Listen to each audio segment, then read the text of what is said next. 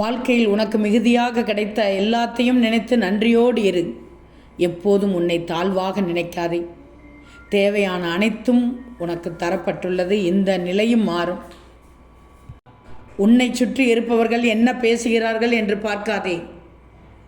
நீ உயர்ந்த நிலையை அடையணும். அதற்கு நேர்மையோடு இருக்கணும், தன்னம்பிக்கையோடு இருக்கணும், அத்தோடு முயற்சி செய்யணும். நீ நினைத்தது நடக்கும். உனக்கு இந்த சாய் துணையாக இருக்கிறேன், இருப்பேன்.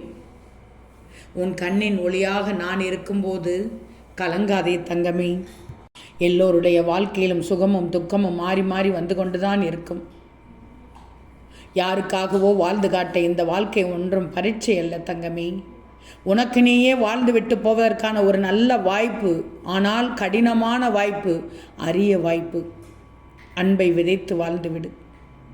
அப்பத்தான் நீ ஆனந்தத்தை அறுவடை செய்வாய். ஒருவேளை அன்பை விதைக்க இயலவில்லை என்றால் அன்பை அறுவடை செய்யும் வகையில் உன்னை நீ மாற்றிக்கொள். அப்படியில்லாமல் வெறுப்பை மட்டுமே அறுவடை செய்யும் நிலை ஏற்படுகிறது என்றால் வாழ்க்கையில் எங்கோ நீ தோற்று போய்விட்டாய் என்றுதான் பொருள். வானத்தில் எப்போதும் பிரகாசித்து கொண்டிருக்கும் ஒளிர்மிகு கதிரவனை போன்றதல்ல உன்னுடைய வாழ்க்கை, தெரிஞ்சுக்கோ.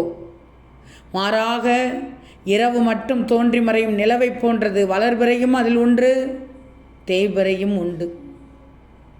நிலவானது சில நாட்கள் இல்லாமல் போனாலும் மறுநாளில் நிச்சயமாக மீண்டும் தோன்றும்.